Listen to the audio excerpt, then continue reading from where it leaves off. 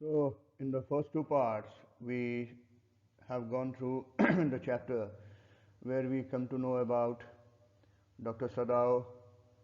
He is going to America, marrying Hannah, arrival of the prisoner of war, whose condition was critical, and finally Sadao decided to operate upon him. The bullet was taken out. At this moment, that prisoner of war, that American who was unconscious, he murmured a few words, and Hannah was little worried. Sadao motioned her to keep silent. But after that, some movement. This American, he became completely still and silent. That worried Dr. Sadao. He took up his wrist. Now look at this particular line. Sadao took up his wrist, hating the touch of it. Hating the touch. But still, he was doing things to save that man. He saw that the pulse was there, but it was feeble and faint. And then he gave him some injection and then rechecked his pulse and heartbeat. The pulse under his fingers fluttered once or twice and then grew stronger. This man will live in spite of all, he said to Hannah inside. This man will live in spite of all. Even though he was in such a critical condition, that now Sadao was sure that this man will survive. So the operation was successful. Next time, then the man, young man, this American woke up. He was, when he looked at the things around him, he was terrified. Obviously, why he was terrified? The reason, when he regained consciousness, he saw Hannah in front of him. He had run away from a Japanese prisoner camp, and he saw another Japanese in front of him when he regained consciousness. So there must have been a thought in his mind that he has been captured and he's back into the prison camp. And so he was getting himself ready for something terrible to happen. Hannah could sense this. She felt very apologetic. She felt to apologize. Now, other servants had refused to enter the room, so it was Hannah who was taking care of this American. She consoled him by saying that there was no need to be afraid. This American was a little surprised. He inquired how she knew to speak in English. She replied that she was in America. She fed him, and then, trying to comfort him, she told the American that very soon he will be strong. There was no liking. There was no liking. That is the point to be taken. There was no liking. Yet, looking at the condition of that American, she was moved and she tried to comfort him. What is that? Again, a feeling of one human being towards another human being. When Sadao came in the third day after the operation, he found the young man sitting up, his face bloodless with the effort. Lie down, Sadao cried. Do you want to die? So whenever Sadao is in front of that American, he is not a Japanese. There is no feeling of animosity. It is just a relationship of a doctor and a patient. He forced the man down gently and strongly and examined the wound. You may kill yourself if you do this sort of thing. The American asked, what was he going to do with him? Was he going to hand him over? For some time, Sadao continued with his examination. He did not answer. And then finally he replied, I do not know myself. What shall I do with you? I ought, of course, to give you to the police. You are a prisoner of war. While telling this, Sadao just noticed that the American that young man was about to tell something. He immediately interrupted him, saying that, no, do not tell me anything. Do not even tell me your name unless I ask it. Now, why do you think Sadao asked that person not to even tell anything about him, to tell any name or anything like that? The reason is, till now, this man was just a face. And Sadao must have been really fearful that if the man would tell the name, an association would develop. And he did not probably want to have any association developed, so that later on, if he would have to take some harsh step, he would not have any feeling or any confusion in his mind. And most probably that was the reason he asked that man not to tell anything about himself. After examination, when he came out, he saw Hannah, and looking at Hannah, he immediately understood that she was in trouble. Hannah informed Sadao that Yumi had told her that the servants feel that they could not stay if they hid this man there anymore. She tells me that they are saying that you and I were so long in America that we have forgotten to think of our own country. The servants, they felt that the masters were doing wrong by saving the American, and they linked it to the connection that most probably their masters had lived in America for such a long time and they had developed an affinity towards American. Sadao immediately objected to it. He said, "It is not true. Americans are our enemies. But I have been trained not to let a man die if I can help it. Doctor's ethic." He says that he is a doctor and it is his duty to save his patient. He has been trained for that. The servants cannot understand that. She said anxiously, "No," he agreed. Neither seemed able to say more, and somehow the household dragged on. The servants grew more watchful. Their courtesy was as careful as ever, but their eyes were cold upon the pair to whom they were hired. Their attitude towards their masters had changed. "It is clear that what our masters ought to do," the old gardener said one morning. He had worked with flowers all his life, and he had been a specialist too in moss. For Sadao's father, he had made one of the finest moss gardens in Japan, sweeping the bright green carpet constantly so that not a leaf or a pine needle marred the velvet of its surface. So that gardener was working in the house for a long time. His view was that his old master's son knows very well what he ought to do.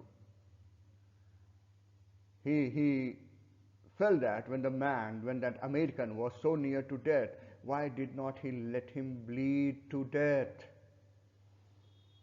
The cook, at that moment, split a fowl's neck skillfully. That was symbolic, trying to show that master should have done the same way. The young master is so proud of his skill to save life that he saves any life. Yumi was more reasonable in her thoughts. She was more concerned about the children. She felt that if Sadao would be condemned as a traitor, what will happen to these children? What will be their fate? Now, they did not try to hide what they said from the ears of Anna as she stood arranging the day's flower in the veranda. Now, whatever they spoke purposefully. They did not try to hide. They actually wanted Hannah to hear everything what they said.